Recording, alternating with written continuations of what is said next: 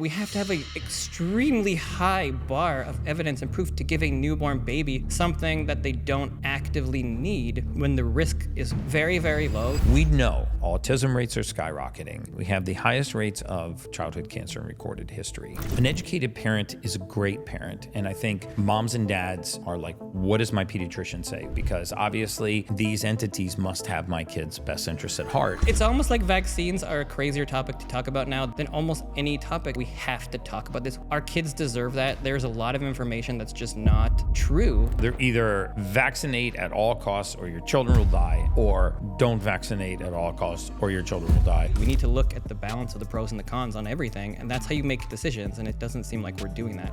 What vaccines, in my opinion, need to meet is this quantifiable risk hurdle. The risk is not zero that you won't break your ankle if you're playing in the yard. There is no question that our children's health is a disaster. It's infuriating as a pediatrician and a dad that we're not open to discussing everything and not coming in with our preconceived notions about things like vaccines, because at the end of the day, we all want the same thing. We want healthy kids. Let's just talk about raising healthy children. What are some advice that you would give to parents to raise healthy children? The most important place to start is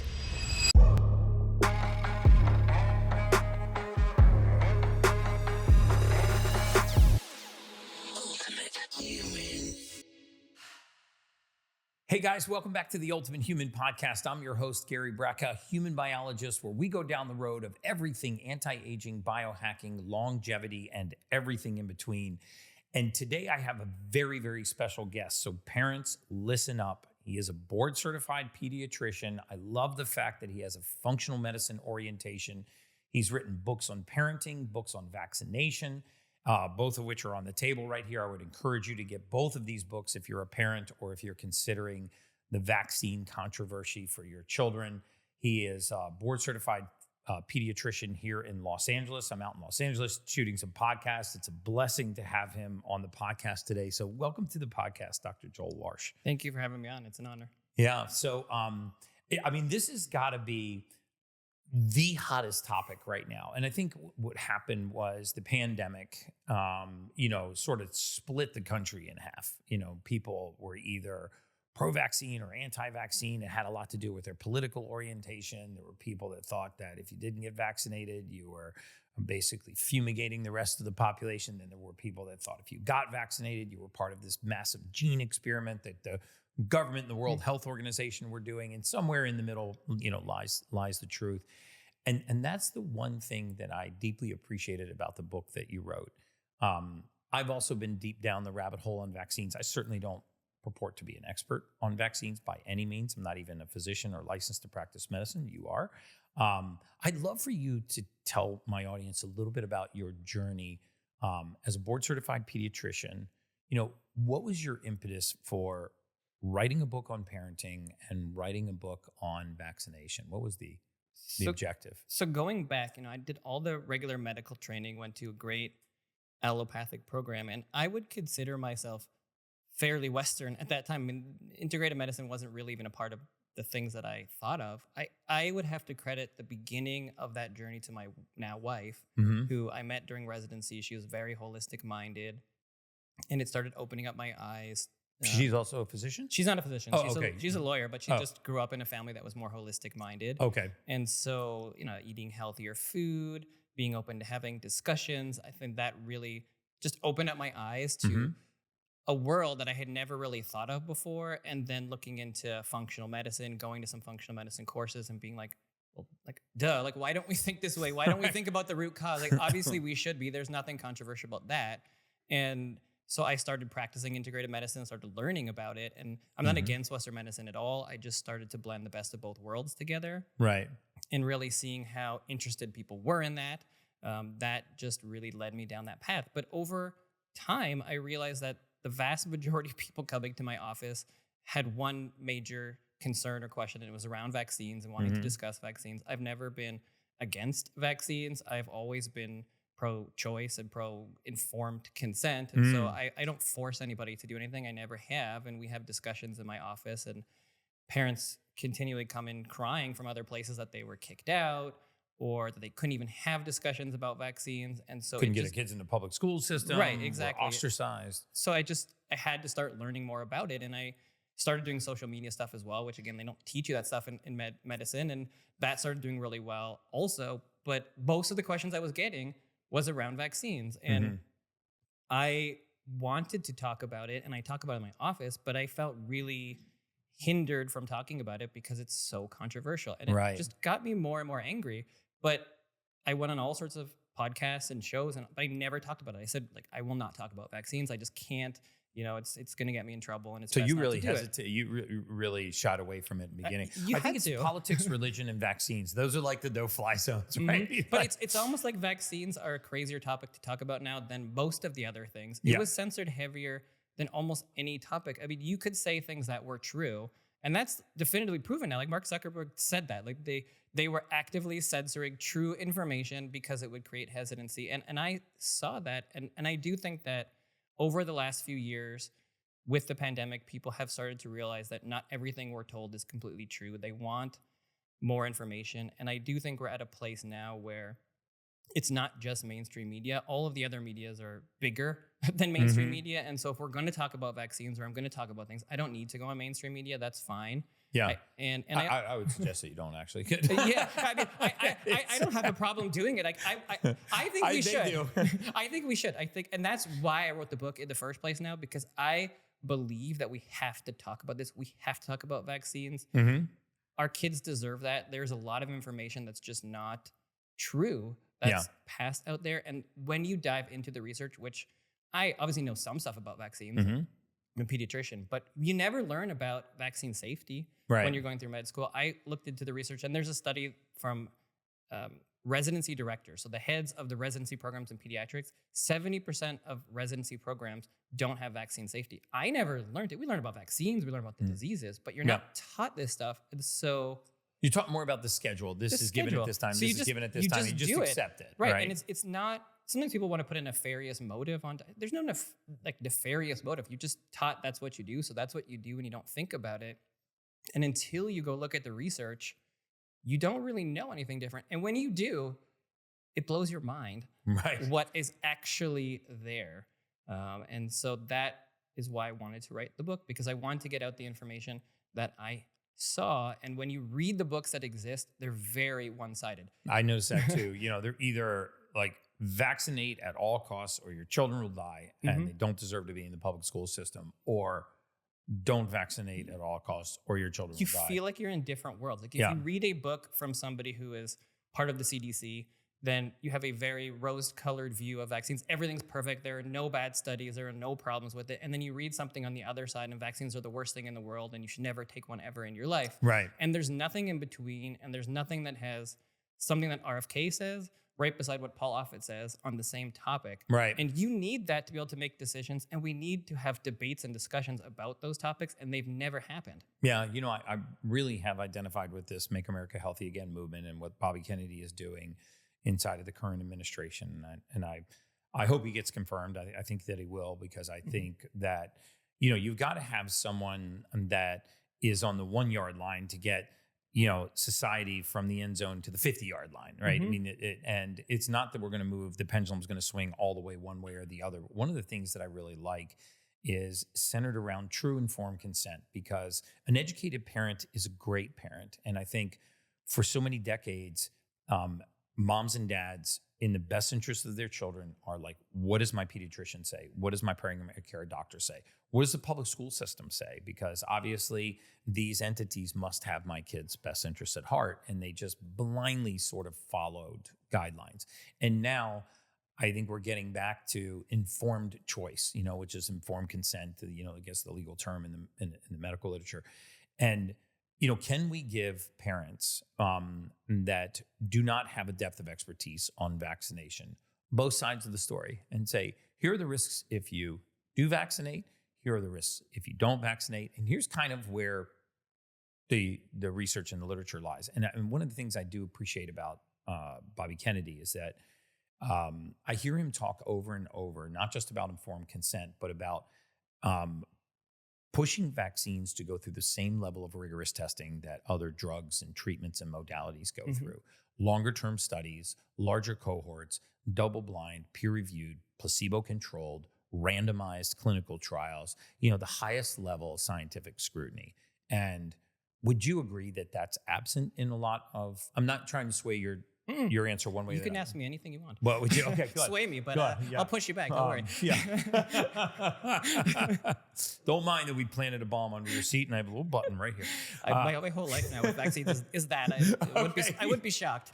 So, you know, would you agree on the one side of the equation that a lot of vaccines have not gone through extensive, rigorous testing at the level that other drugs and treatments and modalities have gone through? They have not gone through the best possible testing. Almost none of them have. So you have to be very specific with that. We can stop the podcast right there. Thank you. they have. But you have to be very specific because people twist and turn this. They have gone through a lot of testing, a lot of safety testing before they hit the market. It's not like they haven't done that. They have done placebo-controlled trials. Absolutely have. They haven't done inert placebo-controlled trials. There is a big difference because the vast majority of the research when it comes to vaccines has been studied against an active placebo. So what we want ideally is against salt water or water, right? Like something that actually won't have an effect. Most of the trials for vaccines are against another vaccine. So like the earlier version of it or the vaccine without the actual antigen in it. So like the MMR vaccine without the MMR part in it. That's what most of the trials have.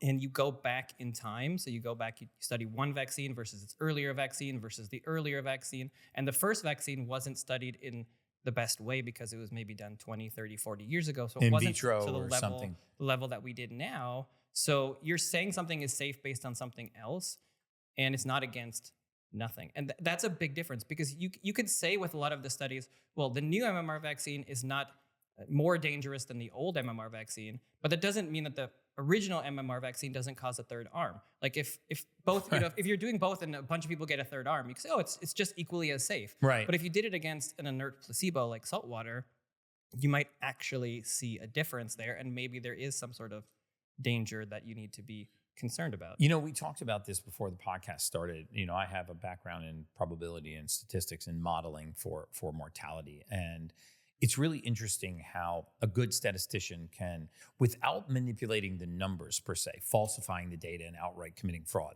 but they can ask a different question and to get the outcome for the headliner that they want to grab. So, for example, you have 100 people that take a certain therapeutic intervention and one person gets helped.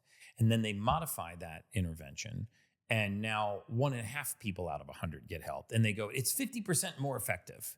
And so, you know, someone reads that and goes, wow, this one is 50% more effective than the other one. But it was a half a person for every 100 people or, you know, 5 people for every 1,000 people. You know, it's really interesting how probability and statistics and statistical modeling, without outright fraudulently fudging data, can actually lead to different outcomes depending on how you ask this question. And I think very often, from what I've seen, this is what's going on in vaccines. And I want to talk a little bit about the genesis of vaccines. And again, I am not a vaccine expert, but we used to make a lot of vaccines out of attenuated viruses where we would extract the DNA, leave the envelope, the nucleocapsid protein, which would cause this antibody response, right? But it wasn't capable of infecting you.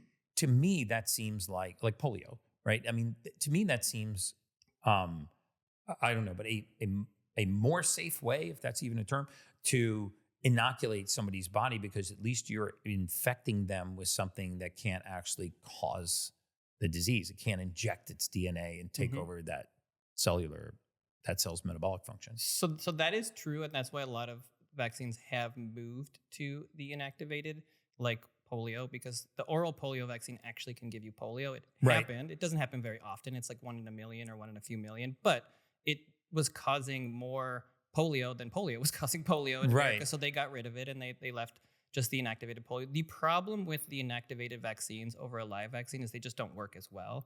They're not as effective, so you have to wait. I mean, they don't solicit as they don't solicit as a robust response. Like the measles vaccine is a very good vaccine because it's the live vaccines, they tend to give you a more robust response over your lifetime. The oral polio vaccine tends to work better. It's more efficacious Mhm. than is the inactivated polio vaccine. So that's the trade-off that you get for those two vaccines. So it's a give and a take, but that's what we need to do. We need to look at the balance of the pros and the cons on everything, and that's Mhm. how you make decisions. And it doesn't seem like we're doing that Right. these days. So I want to walk through some of the more controversial vaccines and some of the more controversial vaccine methods, because I think this is where there's a lot of headlines that are being grabbed right now. I mean, hepatitis B vaccine being probably the one that's most common that I see in the headlines right now, because this is a virus that is transmitted by sexual activity, by intravenous drug use, and yet it's given within a very short time frame after birth. And the mothers are tested for Hep B, so we know that the mother either is Hep B positive or Hep B negative, so we know whether or not the fetus has been exposed. But after birth, I mean, the chances of a child, engaging in sexual activity or intravenous drug use are pretty much zero. So Unless they have a wild baby party, which is what I talk about in my baby office party. sometimes. The baby parties can get out of hand. Sometimes, apparently. I was going to make a really bad joke, but I won't do that. But so baby is born, their little immune system has barely entered this world. I mean, they're adjusting to this entirely new environment. I mean, they're breathing for the first time, they're nursing for the first time, they're out of the womb, and then immediately we hit them with a hepatitis B vaccine for sexually transmitted or intravenous drug use vaccine, that the chances of them contracting are zero. And I want to start there because that level of controversy seems to fly in the face of the conventional wisdom of this vaccine schedule. And it's unnecessarily, in my opinion, activating their immune system at such an early stage when it's really just trying to figure out its way in the world. What's your, specifically to the hepatitis B vaccine, what are your thoughts on that vaccine and the timing of it? So it's a great question. It's the most controversial vaccine, I would say, in terms of the timing in my office, in the questions that I get. It's the most skipped vaccine, I would say, for individuals, probably any of all the vaccines, because of the things that you mentioned. So I would say the one thing you said that's incorrect is there isn't zero risk. It's just very, very, very low risk. Right. It's not zero risk because the reason, if you go back and you look at why they changed hepatitis B to give it to babies. So originally it was just given to high-risk groups. So those that were sexually active, those that were older, those that were promiscuous, those kinds of things. And then they decided at whatever point that wasn't good enough. There were still kids getting hepatitis B. And so they wanted more universal vaccination. So they gave it to them at birth, because you technically can get it from somebody who has hepatitis B if they bleed on you, if you're not aware. So the risk to a newborn is basically zero if you don't have hepatitis B, if nobody in your house has hepatitis B, if you don't go around anybody with hepatitis B, and you don't get bled on or something like that. So the risk is infinitely low. Right. But you can have hepatitis B and not know it. So that's the theoretical concern. Now, nowadays we test. So realistically, it's what's really interesting is I mean, there's a quantifiable risk to just about everything. I mean, there's a risk every time that you get in a car to drive your kid to school that you could get in a motor vehicle accident. And if you look at motor vehicle accident deaths for prepubescent children, that are traveling to and from school or even on public transportation, there is a risk that you'll be involved in a motor vehicle accident. We can't stop taking kids to school. Correct. I think what vaccines, in my opinion, need to meet is this quantifiable risk hurdle. Like, okay, yes, the risk is not absolutely zero, but the risk is not zero that you won't break your ankle if you're playing in the yard. Right, and that's the key factor there, right? That's the key question that has to be asked and has to be discussed and has to be debated, because there isn't any question that the amount of hepatitis B, the rates have gone down because of universal vaccination. There are fewer people that have it. There are fewer people to pass it on. We don't see babies that get it anymore because kids get hepatitis B if they decide to do it. But the question is, at what cost? Yeah. Right? At what cost? And mainstream medicine media says, oh, there's no cost. Vaccines are perfect. They barely cause any issues. We have a few things that are kind of listed. Maybe it happens once in a million, but other than that, you're totally fine. And that just can't be totally true. We have to research things in a way to figure out what the actual long-term effects are. And of course, there has to be some effect to some babies. If you're giving a newborn baby something that changes up their immune system in some way, and Mhm. how that affects you long-term, it's impossible to know because we don't study that. We don't study things in that way. If you look at the original hepatitis B vaccine studies, they studied them for safety for just a couple of days, like 4 or 5 days was the active studying. And so you can't really know all that much from that. Mhm. There certainly have been follow-up studies that have looked at these things, but how do you know what hepatitis B vaccine does to you 20 years later? Right. Like, we just Yeah. don't know. So I'm not saying that it isn't safe. Right. We just don't know. And we have to have a extremely high bar of evidence and proof to give a newborn baby something that they don't actively need, when the risk, in my opinion, is very, very, very low. Not zero, but Mhm. very, very, very low. So to balance out that very low risk, you have to have a really high bar of safety. And when people talk about safety testing, that's what they're talking about is, do we have that robust level of data Mm. to confidently say that we feel like the benefits outweigh the risks? And that's what we need so people can make an informed choice, Yeah, right? It doesn't mean you shouldn't take it. It just means that you should be able to know the risks and the benefits so you can decide if it's right for you, because you might want to protect your baby from hepatitis B. Yeah. Well, I mean, I guess you would want to protect them if you were in a high risk environment. I guess the $1 million question as a board certified pediatrician, the author of this book on vaccines, is, did your child get the hepatitis B vaccine? So I don't ever talk about my own kids. I say in Okay. my office, people do all sorts of things. That's the Okay. most what I let them, one day if they want to talk about it, they can talk about whatever they did or didn't do. But in my office, people do everything. And Meaning vaccinate, don't vaccinate. Some vaccinate, some don't. I would say the vast majority choose not to do that one because Mhm. they've been tested and they decide to do it later if they're going to do vaccines. Okay.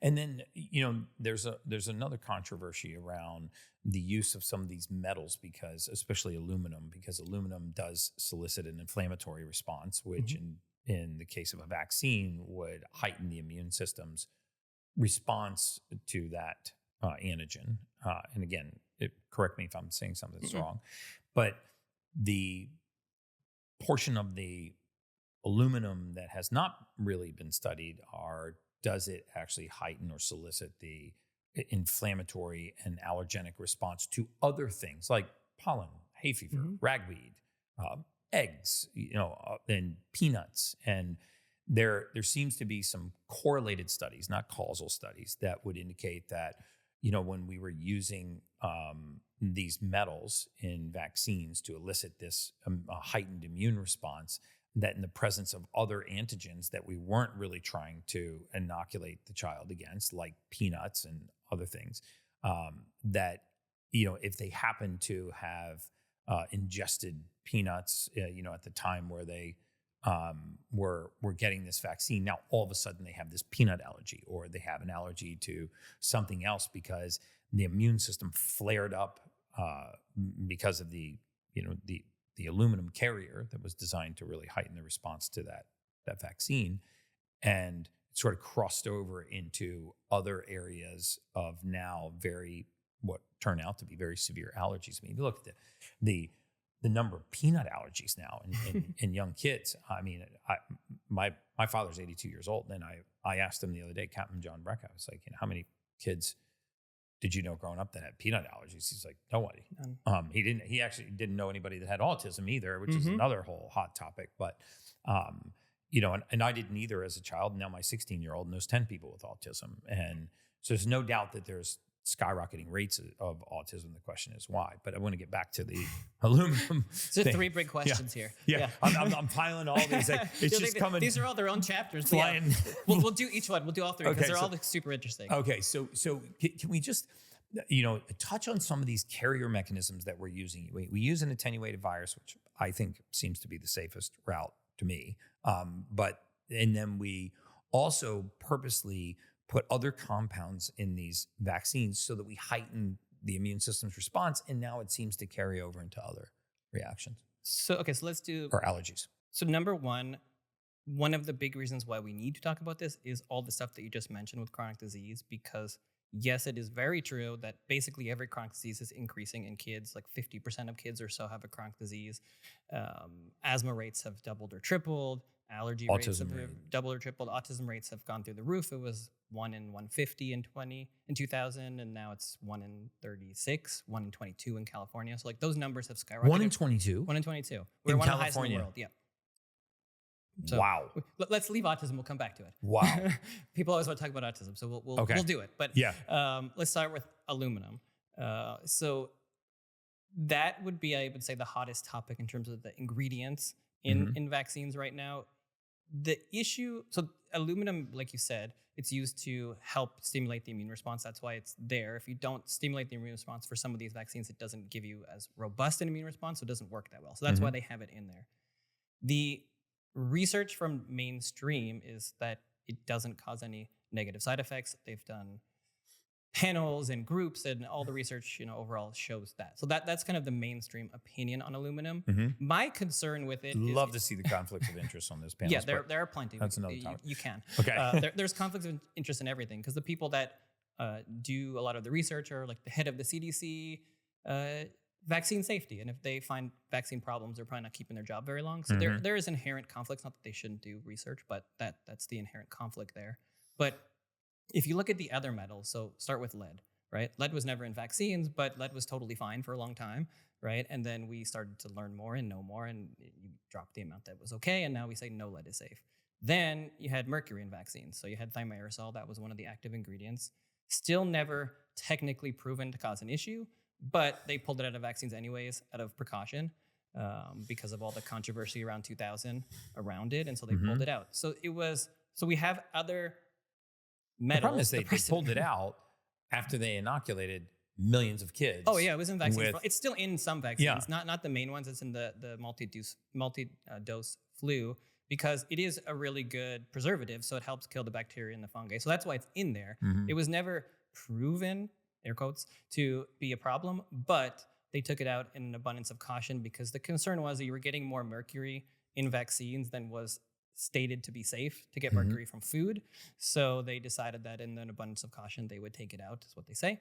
So that happened. So now you have aluminum. That's the other thing that's in there, and they say that it's safe, but I guess the question is going to be, over the next 10, 20 years, as we get more and more research and data, are we going to decide that it's not very safe? And you cannot possibly say that aluminum is totally safe, because we have safety regulations on everything else. You have how much aluminum you can have in the air when you're working. You have safety data from the EPA in water. You can have 0.2 milligrams in water in a liter, but you can have that much aluminum in a vaccine. So then they say, well, you're drinking water all the time, versus a vaccine, you're just getting every now and again. So once in a while is okay. And, oh, by the way, we have lots of aluminum in our food, and you have aluminum in medications, and that's a much, much higher dose.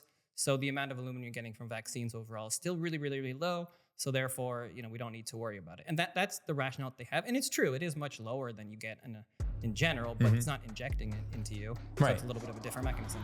Hey guys, I'm really excited to announce this. Perfect Aminos has gotten a serious upgrade. They've added nucleotides, the building blocks of our nucleic acids, DNA and RNA. And this is important.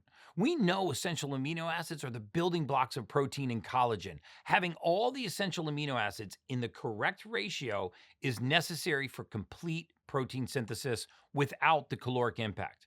But if we want perfect protein synthesis, we need to look at the process of protein synthesis itself. Because if the process is faulty, we won't get the correctly made protein, collagen, fibrin, or the red blood cells in our bloodstream or our muscles. We can even stop creation of specific proteins, which can affect us in so many different ways. Our DNA and our RNA are what direct protein synthesis, building new proteins. If our DNA or RNA get damaged from toxins, harmful bacteria, or just plain aging, we get faulty protein synthesis. So cells, enzymes, and hormones are less functional, and we get premature aging. By adding nucleosides and nucleotides, the building blocks of the nucleic acids DNA and RNA, our cells get exactly what they need to help repair faulty DNA and RNA and improve the process of protein synthesis itself. This is next level science, and you need to try these. Now let's get back to the Ultimate Human podcast. Well, I would argue that a lot of times, we say the dosage determines the poison, and I don't know that that's necessarily true a lot of times, because very often it's the cumulative dosage that determines the poison. Mm-hmm. Nobody got mercury poisoning from eating one piece of tuna fish, right? They got Mm-hmm. mercury poisoning because mercury is extraordinarily slow to be methylated out of the body. We do methylate heavy metals and we do slowly eliminate them, but it's an extraordinarily slow process. And if you keep inoculating the body, especially in somebody that's a poor methylator, then these compounds tend to stack up and then bang, you've got mercury poisoning or lead poisoning or aluminum poisoning or heavy metal toxicity. And all the consequences that go with that, it's linked to Hashimoto's and all kinds of other autoimmune conditions. And you've got metals embedded in the tissue, and they're hard to find because they're hard to find in the bloodstream because they leave the blood, go into the tissue. But what is your opinion after having looked at all the data on using aluminum as one of these carriers to solicit this immune response? What does the data say? The data still shows that it doesn't cause any major concern. But the data is done by the people that are looking into it. And there is some research out there that looks at actually the aluminum in vaccines, and the amount of aluminum in vaccines isn't actually what it's stated. Sometimes it's higher, sometimes it's lower. Now we have more and more vaccines. So I would say my opinion is it's not unreasonable to be concerned about it, Mm-hmm. right? I think that we should not feel bad, or a parent should not feel bad about being concerned that there is aluminum being injected into their child, and that they would want more research and data to be done to independently look at this, to have a better idea of what's going on. Just like with mercury, just like with lead, I think we need a lot more information. So if a parent came into your office and said, listen, I don't want to take the hepatitis B vaccine because nobody in my house has hepatitis B, or nobody in my family has hepatitis B. I don't plan to let somebody bleed on my baby. I don't want to fire up their immune response. What would be your response to that parent? I wouldn't force them to do anything. I may never Okay. do. We just have discussions around what that means and the risks about hepatitis B. And if they're comfortable with that risk, then that's what they're comfortable with. Just like anything else, if you're going to do a surgery, you talk about the pros and the cons. Some people decide to do it, some people don't. Mm-hmm. And I don't know why medicine has moved into this place where they feel like the doctor's opinion should replace the patient's. For whatever reason, medicine has moved to telling people what to do instead of teaching them, Informed consent, which doctor literally means docere, which is to teach, right? That's the meaning of the word. That's what it always was. And now we're telling people what to do, and you should be giving them the information so they can make the best choice that's for them. If you totally believe in vaccines, that's great. Convince the patient to do it based on information and data that's available. And if they decide to do it and not. But we have very much moved into a place where it's my way or the highway, and you're kicked out of the office if you don't do it. And that brings a lot of ethics and concerns that I think we're moving into. Where do you fall on the aluminum in vaccines? Are you exactly middle of the road? Hey, there's enough evidence to say that they don't cause harm and enough evidence to say that they do cause harm. This should purely be the parent's decision. Or do you say, I'd like to see more safety trials. I'd like to see more evidence, giving the correlated evidence of this parabolic rise in the vaccine schedule and the parabolic rise in all kinds of childhood issue. We have the highest rate of childhood cancer in recorded history. We have the highest rates of autism. We have the highest rates of obesity. We have the highest rates of metabolic syndrome. And they seem to be starting in younger and younger and younger ages. I mean, we have, and I know that's multifactorial, but, we have young girls starting their period way before their pubescent years. And I'm sure you're seeing that in your practice too. And I know that there's not one panacea. Oh, it's just the vaccines. Oh, it's just the hormone disruptors. Oh, it's just the shampoo. It's just the processed food. I think it's a combination of all of these things, this sort of toxic soup that we're bathing their cellular biology in. But where do you fall personally on vaccines that have aluminum metals in them as a carrier? I think there is no question that our children's health is a disaster and moving in the wrong direction. And it's infuriating as a pediatrician and a dad that we're not open to discussing everything and looking into everything and not coming in with our preconceived notions about things like vaccines or ingredients in vaccines. Because at the end of the day, we all want the same thing. We want healthy kids. Right. And we might not all agree on how to get there. You might be the most pro-vaccine person in the world, and some might be totally anti-vaccine, but that doesn't matter. The question is, what is actually creating this inflammation and these chronic diseases? And we have to be open to everything. And aluminum and vaccines are a very logical, probable contributor to this epidemic in some way, Right. In some way for some kids in certain situations. And to say that there's no evidence or data of that is ridiculous. If you look at certain books, they say there's no evidence, but then if you look at other books, there's lots of evidence in Well, good there's plenty journals. of evidence on aluminum. I think the jury is So the jury's not out on aluminum. Yeah, now, whether or not the amount of aluminum in the vaccine, but I mean, the jury is in on aluminum, and its capacity to elicit an inflammatory response. Correct. And there's no question about that. And I don't even know that's argued. I think the argument for those that are pro-vaccine is the amount is so little that that's not actually the trigger or the cause. And I think that's very debatable. And I think that's something that should be debated because it's a very plausible mechanism. You are literally hyper-stimulating the immune system to do something. And so whether that would have any effect on your immune system, whether it would affect the balance in your immune system, there is a lot of biological plausibility to that, even though they say that there isn't. I don't know why, because we know that vaccines cause reactions, right? It's not like that's anti-science, like it's listed on the inserts. It's been proven that it causes encephalopathy and Guillain-Barré syndrome and seizures in a minority of people, but it does. So if it can do that, then why can't it do other things for certain people? It just hasn't been proven, but you have to do the research to prove it, right? And that's a good segue to autism. I don't know where you want to go. Yeah. That's exactly where I want to go, because I sort of want to walk through this, and then I want to also talk about vaccine timing, because I also think that, when a child is going from birth through their pubescent years, there's no mechanism in nature where they would be exposed at this schedule and the rate of these vaccines to the types of debilitating diseases and conditions that we're vaccinating against. No question that a child is not going to be exposed to polio and malaria and tuberculosis and hepatitis B and typhoid fever and all of these different significant diseases, the debilitating diseases, in the period of time that we're inoculating them for those. I want to come back to autism in a second, but one of the things that's happened over the last few decades is not only has the number of vaccines on the schedule significantly increased, and maybe you could give me some data on that. I don't want to quote it because I don't purport to know the exact number and how it's increased, but it seems to me like every other time they're going to the pediatrician, they're not only getting vaccines, but very often they're grouped together. Oh yeah. And parents are thinking, well, wow, I'm going to inoculate my child with multiple vaccines that's going to solicit at the same time this multiple immune response on multiple fronts, as if they, landed in a foreign country and they got bit by a mosquito, stepped on a rusty nail, had an intravenous drug action, was involved in sexual activity, and caught an airborne illness. Like this bomb went off, and we need to protect them against that. So can you talk a little bit about timing and grouping these vaccines together, and whether or not you feel or the evidence says that it's overwhelming their little immune systems? So I think parents are just lost.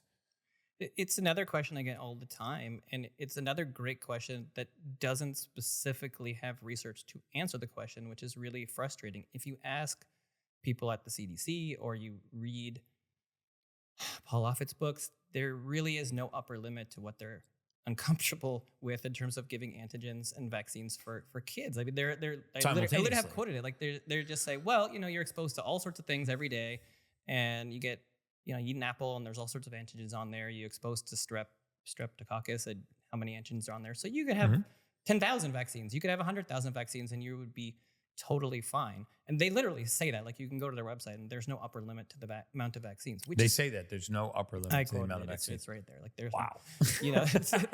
So it's there. I hope that you take issue with that one. I know. I take great issue with that, great. because that's a preposterous thing to say. It doesn't make any sense. An antigen in a vaccine is not the same thing as an antigen in real life. And that's not the same thing as injecting it. And it's not the same thing as injecting it in a soup of chemicals. And it's not the same thing as injecting it with a compound that's meant to solicit a greater response from the immune system than if they encountered that compound naturally. It's just not the same thing. Now, Could you get 10,000 vaccines in a day? I don't know, maybe, right? I don't know. Maybe that's not unsafe, but that doesn't seem logical to me, and it seems unsafe. And It's definitely unsafe. yeah. I'll say it. I'll just say it. It seems unsafe to me. Yeah. But you can go to the doctor now at 6 months old, and you can get 6 different vaccines. You could get the Vaxelis vaccine, which has the DTaP, Haemophilus influenza, hepatitis B, and polio. That's all in one. Then you can get the pneumococcus vaccine. You could get the rotavirus vaccine. You could get the flu vaccine. You can get the COVID vaccine all in one day. That's 6. Wow. With multiple things in there. And that is on the regular schedule. So that... And what's interesting, and not to cut you off, but what's interesting is those vaccines have different delivery mechanisms. You know, some are mRNA, some are attenuated viruses, some have the aluminum, some don't. So, I think it's not just the vaccine. It's like the mechanism of soliciting the immune response. And not to mention that there are different versions of each one. So it's just like a mix and match, right? Yeah. It's like, oh yeah, I guess they're all fine and they're all fine together and you can do them whenever you want. And where is the research to show that? That is what we need. I can't say that that's unsafe, but I can certainly say that there is a theoretical reasonableness to being concerned about more and more vaccines on the same day, however you do it. And they're definitely not studied like that. And you would think that it would be reasonable to say, hey, we want to give measles and chickenpox together. If there's a couple of different versions, which ones are safer? Yeah. And I mean, have there been any really strong, high quality studies that look at, I know that they look at vaccines individually, but have there been any studies, credible studies that look at grouping of the vaccines at one time? Not really. So a lot of the trials do have some of the other vaccines in there because you have to give kids the regular scheduled vaccines at this point. So they are still getting their normal vaccines in the setting of the study. So that's just part of it when you're getting it. So they are getting different vaccines, but they're not studying that question. Let's say they're studying a new measles vaccine. They're studying the old measles vaccine against the new measles vaccine in the setting of you getting your other vaccines. So you're not mix and matching. You're not comparing those other things. You're just studying the safety of one measles shot versus the other shot. And then those are other things that are just like background. So no, they're not. And you just keep adding more vaccines. We have an RSV vaccine, a COVID vaccine, a flu vaccine. How do these things, when you're getting them every year, impact that whole schedule? We don't know that, and we have to know that. We have to know. What are the top 3 reasons why I prefer a vertical cold plunge versus a lay down tub? Well, I've used both. When you're in a vertical position, your body naturally regulates your breathing better. So if you're holding on to the sides and you're in a vertical position, you can just focus on your breath work and you can stay calm. A lot of people feel more calm when they're in a vertical position than when they're laying down in the water and think they might slip under the water. So when you're vertical plunging, you're fully immersed faster. You can focus on recovery, inflammation reduction, and you're not struggling to just stay in a lie down position. Your body floats in an awkward way sometimes. So it's just a more efficient, comfortable experience, in my opinion. It takes up way less space too. It has a smaller footprint, so you can put these on your patio, your garage, your bathroom, your locker room. You can really put it anywhere. I've got one on my balcony. I've got 2 in my bathroom. So this is why Cold Life is my favorite cold plunge on the market.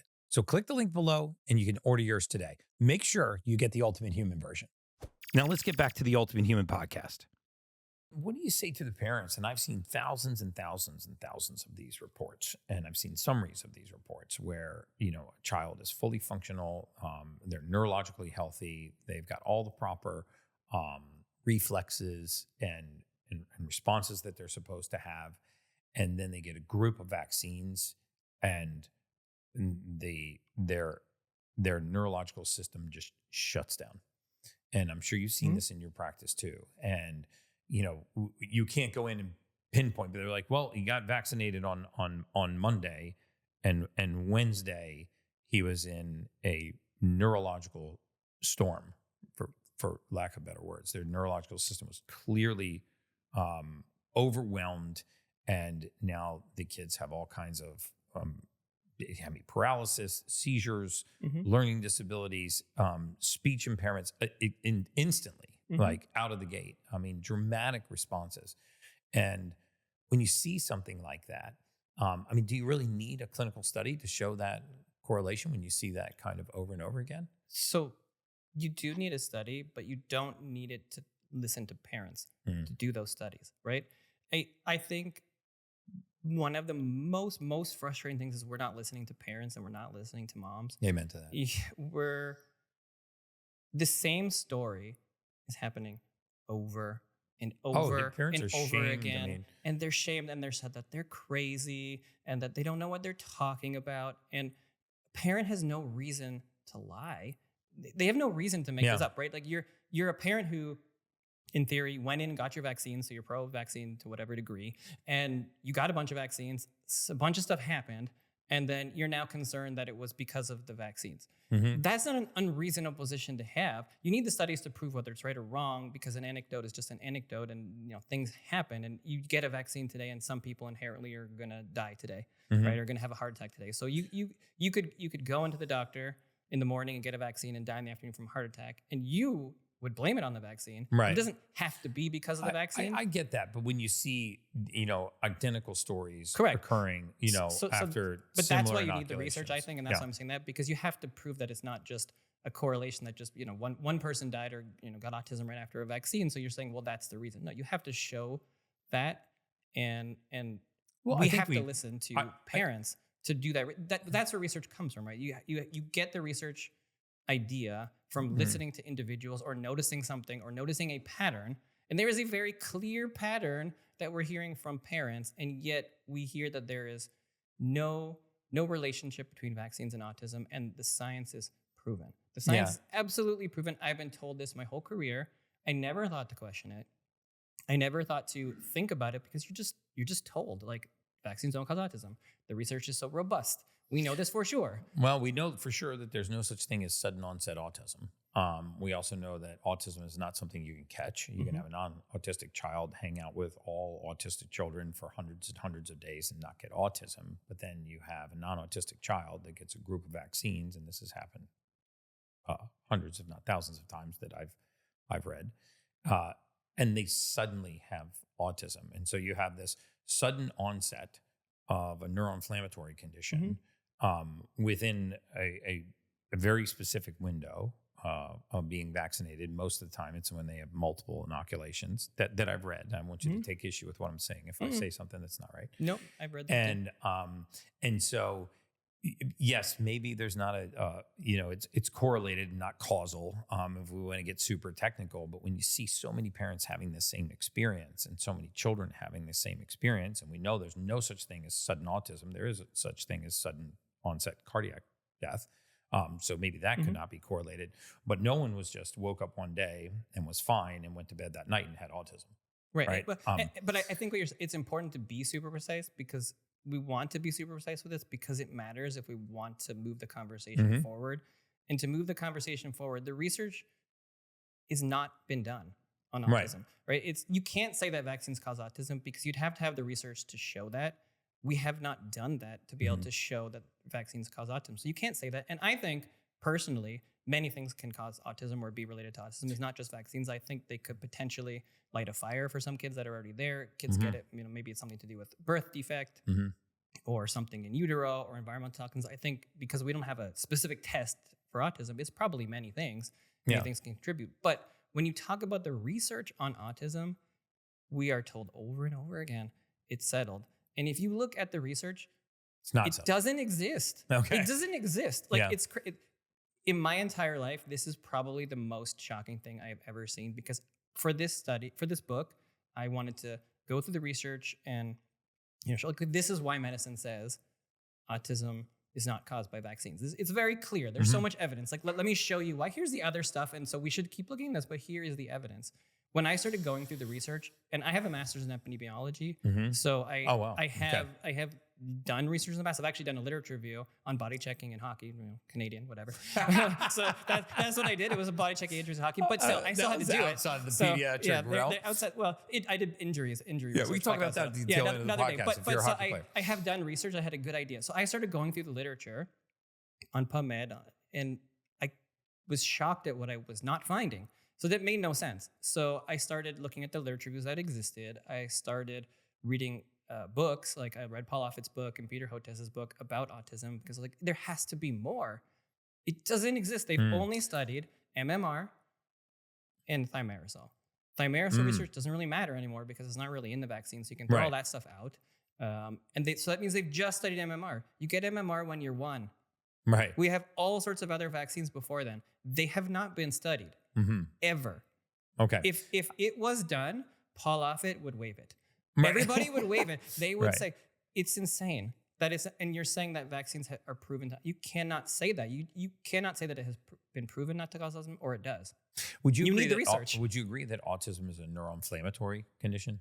I think for some kids it is. I think it's many things, but yes. Would you agree that certain vaccines and vaccine compounds can cause neural inflammation, or at least cause They can definitely cause neuroinflammation. That there's no question. I mean, the reports, the studies, they show that they can cause encephalopathy and seizures, right? And that is why encephalopathy. There you go. Right. So if those things are possible, Mm-hmm. and if you look at the animal studies that have been done, there are changes to the brain in certain areas that affect similar things like you would see in autism. So obviously an animal study is not the same as humans, but there is a biological plausibility there, Mhm. but you have to study it to prove it. And the fact that we haven't actually studied it is very concerning to me. Yeah. Because the It's question concerning is to me why? too. Why don't we? It would not be very hard to use large databases Right. to look at these I mean, things. we have the database. You have could it. use artificial intelligence to even to comb the Right. vast amount of data that we have. I mean, I think I talk about this all the time. The merger of artificial intelligence and big data and early detection could look at this voluminous database that we have and take all of these correlations and independently validate trillions of independent variables and say this is at least the most likely. Right. And I've seen so many, especially with RFK lately, so many things in the mainstream media saying like, it's proven. We know. There are hundreds of studies. No, there isn't. They have not read the literature, because I never read the literature. I should have, but I was told this my whole life. So why would I look and spend weeks and months reading books to read the research? When you go read it, if doctors want to go read it, and they can, if they disagree, send me the papers if you can find it. They don't exist, I promise you, because you can read Paul Offit's book and you can read Peter Hotez's book on autism, and they don't have anything else in there except for basically MMR and thimerosal. So you can say with some general confidence that probably MMR itself is correlated with not causing autism, because there's a pretty good amount of studies in that. But that doesn't mean that vaccines don't cause autism. Vaccines are not a one Vaccines size are a fits all. lot. They're a lot. So maybe it's multiple in a row. Maybe it's multiple on one day. Mm-hmm. Maybe it's a specific ingredient in there. Maybe it's the combination of those things with a certain genetic makeup. I don't know. It may have nothing to do with vaccines. Yeah. I don't know. But we should know. Yeah. I mean, at a minimum, if a parent came to you for advice and said, listen, I've read your book and I'm ready to make a decision, would you recommend that they, at a minimum, spread the vaccines out? Or are you fine inoculating children with multiple vaccines in one shot? The CDC schedule is still the CDC schedule. So until something else is studied to make a recommendation above and beyond that, that is still the recommendation. I tell people the pros, they have to make that decision themselves, because anything else than that would be giving medical advice, especially on a podcast, right? And Well, you're a board certified but pediatrician. I can't give medical advice. Someone's not my patient. Ah, okay. So even in my office, I still think that the research is missing to give the actual appropriate advice to be able to weigh the pros and the cons. So therefore, I can't supersede my opinion over the family's opinion based on the fact that this is what I've read and this is what I think that you should, because the evidence and the research and the guidelines are to do it based on that schedule. If you want to go outside of that, that is a personal choice with the way that you weigh the pros and the cons for those vaccines. And I think that we need to do that more so we can get the research, because how do you know what the risk from a vaccine is unless it's studied in that way? And that's a huge part of the equation, because there is no question based on the data that vaccines do a lot for some of those diseases. But the question is, what are the risks? And what are the risks of exposure to some of those diseases? Right. Like, I don't know if you know that RFK was talking about Guinea-Bissau in Africa about the DPT vaccine. So the whole cell vaccine that we don't use anymore because of all the issues that it had, so it got taken off the market. It's still used by millions of people in Africa. And there was a really interesting that he mentioned that I never had heard of it. And then I went to look, and it's true. But the kids that get the DPT vaccine, so they were checking them 3-month intervals when they were young, there was a 5 times higher rate of death in the kids that got the DPT vaccine than the kids that didn't get it. And they weren't dying from diphtheria, pertussis, or tetanus. Those were fine, but they were dying of other things. And this has been studied multiple times by multiple different people. They're dying. So these are the kind of questions we have to ask. Like, what else is happening, because if that increases your risk of X, Y, and Z, that might be worse than your risk of being able to get hepatitis B. I don't know. That's what we have to know. I'm sort of falling into that camp. Want to get an extra hour of quality good sleep every single night? Let me tell you how I do it. My wife and I sleep on 8 Sleep's Pod 4 Ultra.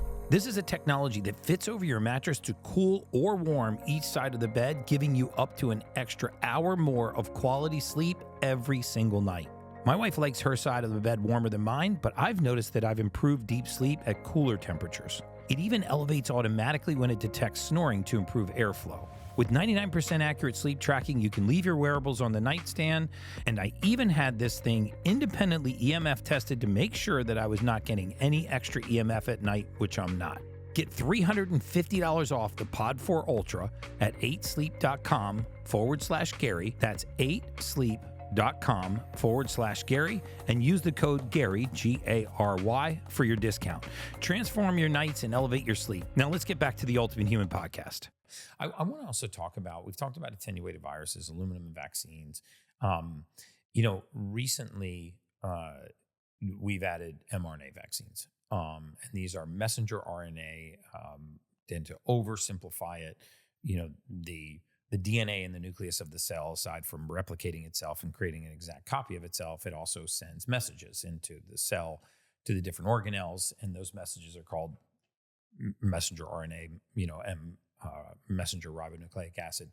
So it's sort of like the CEO, which is the DNA inside the nucleus of the cell, has a notepad, and he scribbles down directions to instruct a cell organelle to conduct a certain activity. So if I'm the CEO, if I'm the DNA, I write this message, messenger ribonucleic acid. I send it out into the cytoplasm of the cell. A cell organelle receives that message and then conducts that, instruction. Make this protein, for example. And from my understanding, and I would love for you to clarify this, that messenger RNA and that the DNA would send into the cytoplasm of the cell, that message that instructs that cell organelle to make certain protein, when it's organic, it degrades over a certain period of time. What we did with messenger RNA vaccines, mRNA vaccines, was we made a synthetic copy of that message, and we inject this. And so we kind of stole the CEO's notepad and said, we're going to write instructions on behalf of the DNA. The cell organelle is not going to know the difference between an mRNA message that came from the DNA and an mRNA message that came from this synthetic inoculation.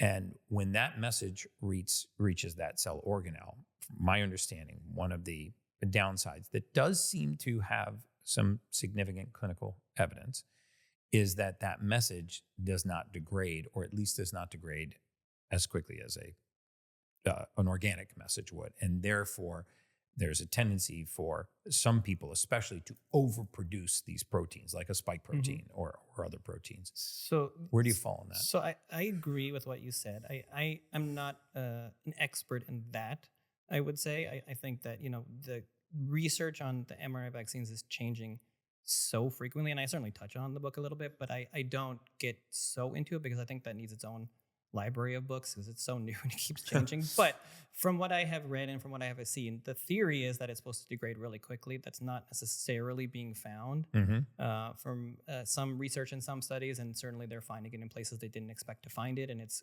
not degrading nearly as fast. They're still finding it months, years later.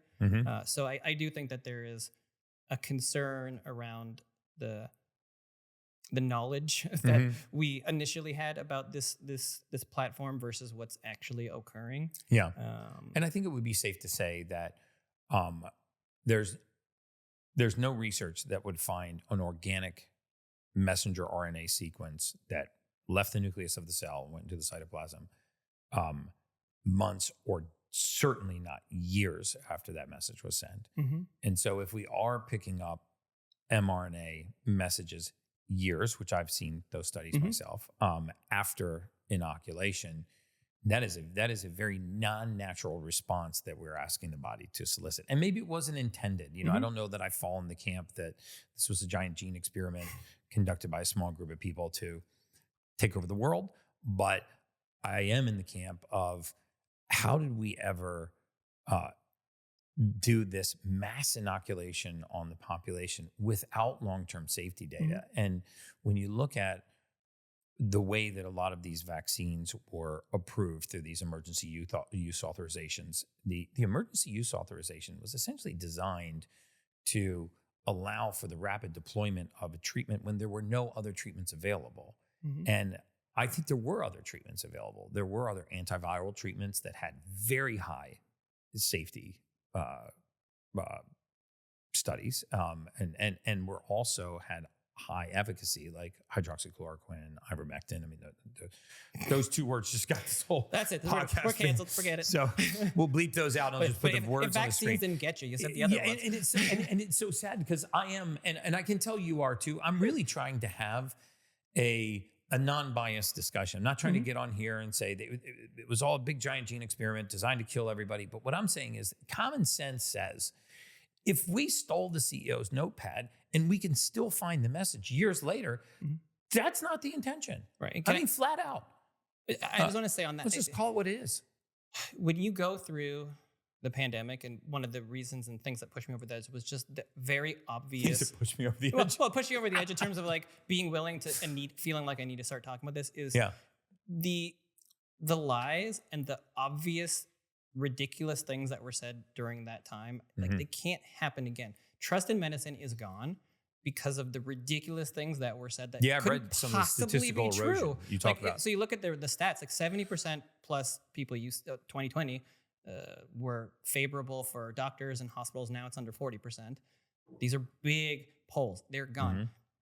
And sadly, the doctors don't deserve that. No, doctors are good people. They're great people. But you can't take a profession and just keep forcing things on people without having discussions.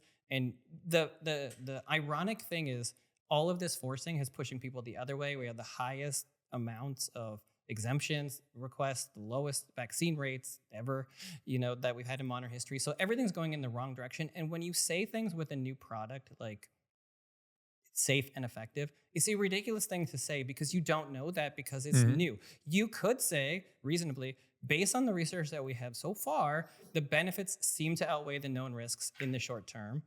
And so in the short term. So we recommend it. And I'm not against, even the EUA, like I'm not against creating a new product because you might need it and you might save your life. That's fine. The forcing and the gaslighting and the telling people that you require to do something, that's where we have a problem. That's what needs to be out of medicine. Tons of people lost their jobs, lost their careers. Right. You don't need to force people to do things. You have to convince them to take it based on the research and the data. You convince them, you show them, you give them the information, you let them decide. If that was the case, I don't have a problem with the vaccines. You can have it. You want to take it. You think it saves your life. Great, go for it. That's what it's there for. You want to take hepatitis Just B know vaccine? that neither side has long-term data. I mean, we're starting to get some now, medium-term data, I guess I would say. And in my opinion, it's not good, but we don't have the long-term data. And that was one of my issues with Operation Warp Speed. It's like, wow, Warp Speed is just basically waiving the safety trial. Right, and that natural immunity. It's not, speeding up the deployment of the vaccine. It's just waiving what was put there as a fail-safe to protect humanity. I'm going to kind of shift gears a little bit too, because I'm going to encourage everybody to read your book. I've not thoroughly read it, but I've read it and saw the same statistics that you saw. The erosion of confidence in our healthcare and a lot of our governmental elites and of the practitioners, which is sad that it's eroding in the practitioner because I've never met a physician that had a sinister motive once in my life, and I know hundreds and hundreds and hundreds of doctors. And if they made an error, it was an omissive error, not a commissive error. And I think, we're blaming them for being a part of this grand conspiracy. And I don't think that the physicians as a whole deserve that label. But moving on now to, let's brighten the room a little bit. I'm bright. I think it's good. We're talking about that. That's what all I care about. I actually like this discussion. I don't know if I'm going to get banned from social media after this one, but it is what it is.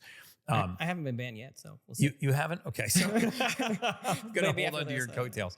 So let's just talk about raising healthy children. We know beyond a shadow of a doubt, autism rates are skyrocketing. autoimmune diseases are skyrocketing. Morbid obesity is skyrocketing. We have the highest rates of childhood cancer in recorded history. We have the highest rates of learning disabilities, which some people would argue, well, now we're testing for learning disabilities and we didn't test for them before. Now we have more sensitive testing for autism. We didn't test for that before. I think that that's nonsense. This isn't lightening the room. Yeah. All right. So, I'm about to get to the light. We're walking from the darkness. The sun's about to rise here. Just stay with me. And what I want to talk about is, first of all, I love your approach on informed consent for parents. And I think the book is going to give people the information they need to make those decisions. And I hope that their pediatricians and their public schools will respect the wishes of parents. But what are, you also wrote a book on parenting, and you're a parent and a pediatrician. So clearly you're an authority. And what are some things that some advice that you would give to parents to raise healthy children? I think the most important place to start is in recognizing that we have to take health into our own hands. The establishment at this point, medicine, our organizations are not going to do that for us. We are seeing the trends go in this opposite direction. And it wasn't like this just 10, 20, 30 years ago. I mean, we're not dying when we're 40, so not all of medicine and healthcare is bad. Like, we have moved in a positive direction in general, but then we're seeing chronic disease rates skyrocket and we're seeing things go backwards now and life expectancy going down. So we have to find, where in the middle, where is the balance? What are the things that we're not doing as well, and be a little humble with that. And I think that starts at home. It starts with the lifestyle. It starts with the basic things that we do, like the food that we're eating, the toxins that we're exposed to, making sure that we're getting sleep. I call it the seeds of health, those stress, environment, and toxins. So exercise. how do you set up your home, and what are some practical things that a parent could implement? Because I know there's a lot of overwhelmed. I actually have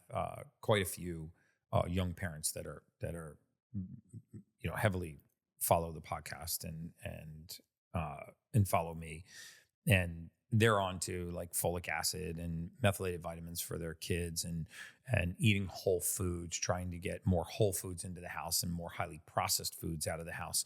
What are some of your tips and tricks? Like, hey, here's the 4 or 5 things, the basics that you need to do just to make sure that you are covering the bases to raise. I think you started with some of them. I mean, I think food is the biggest key.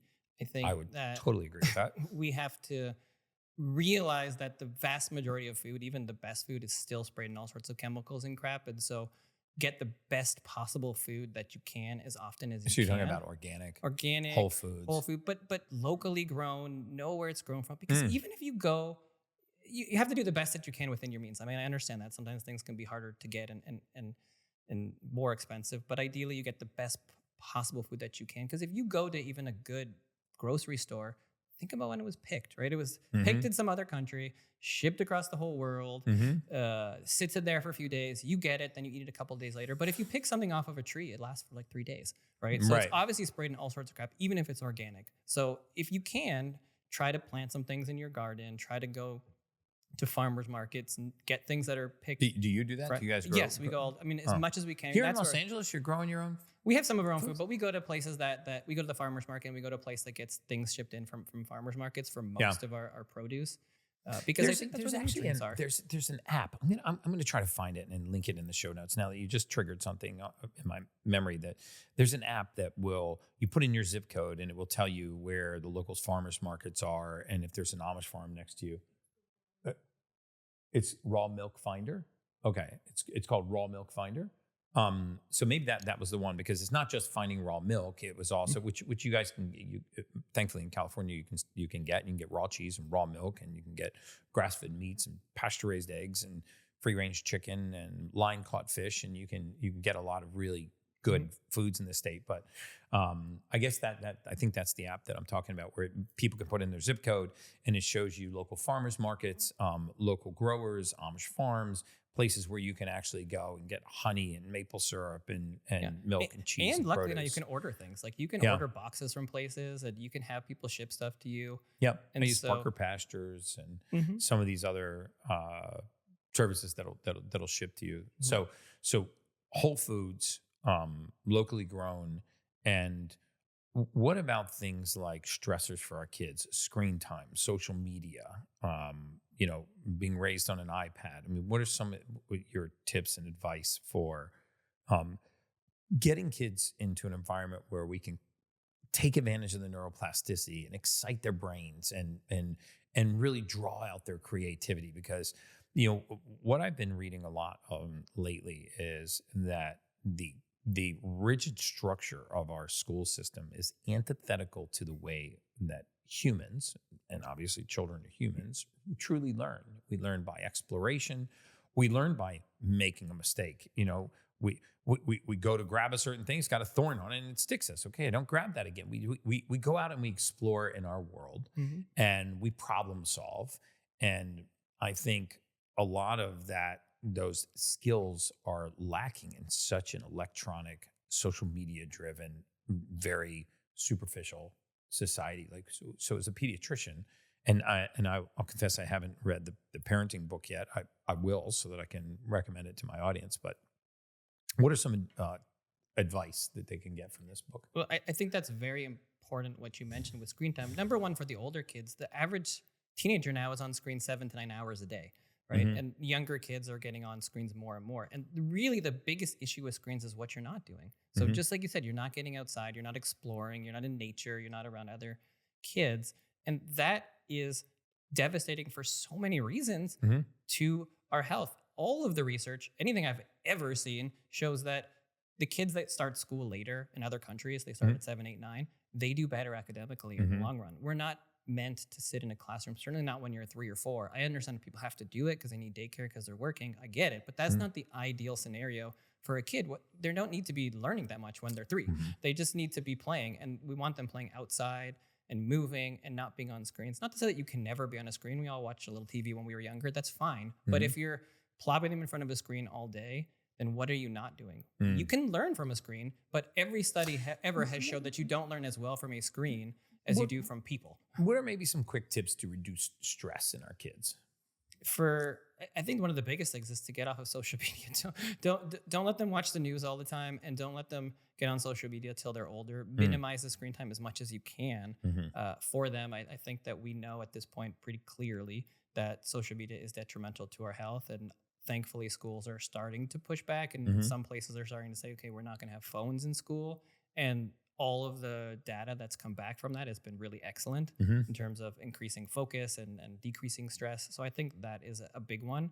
Another huge one is just exercise. It's not rocket science, but our kids don't move anymore. And a lot of your stress reduction just comes from moving things through and getting the toxins out and just not thinking about things and having a good time. And we never had to think about that before. People just moved. I mean, you look at all the blue zones around the world. They don't do anything magical. They just work. They just cook, or they work in the farm. You see the grandmas, working in the kitchen. They're 95. They got bigger muscles than me. And what are they doing? They're just cooking. Right? They're so moving. we just have to get back to prioritizing family movement, getting outside, going for walks together. Like, bring that back as a priority, because our health is not a priority. It hasn't been for a while. Faster, cheaper, better became a priority, especially in America.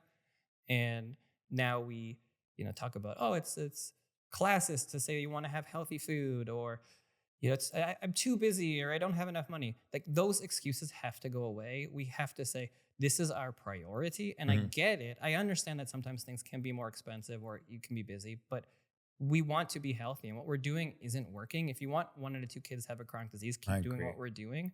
But other than that, we have to change that. And it's not classist to say, I want everyone to have healthy food. Every kid deserves that. That is something that we should be Hopefully making we're going to see happen. that change in the country. And that may mean that we have to change some of the rules and the laws and the priorities and where the funding goes. Fine. But that has to be our priority. That shouldn't be something that a doctor can't say for fear of getting called ableist or whatever. It's like, look, this is what we have to do. How we get there, that's a bigger issue. But we just need to make that a priority. And if we do, then we can have healthier kids and you can have a healthier family, but start with your own family, because it's not happening today. So I love that. We can start with the small changes. I love that. So, first of all, this has been amazing. I'm going to recommend that everybody read your book. I'm going to delve into the parenting book, even though my kids are fully adults right now and giving me a lot of grief. But I've I won the lottery on the kid side because they've all turned out to be just incredible adults. They actually inspire me now. But I wind down all my podcasts by asking my guests the same question. So there's no right or wrong answer to this question. And that is, what does it mean to you to be an ultimate human? I think it means to live the most vibrant, healthy, happy life that you can live. I love that. Well, guys, Dr. Warsh and I are about to move into the private VIP community for my private Ultimate Human VIPs. If you're interested in becoming an Ultimate Human VIP, it's $97 a month. I do lots of interactive private podcasts. I do lots of private content that I don't share on social media. We do live Q&As. We do challenges. We do all kinds of things as a community. So if you're interested in becoming an Ultimate Human VIP, just go over to theultimatehuman.com and sign up to be a VIP, and I will see you in the private chat. And otherwise, as always, that's just science.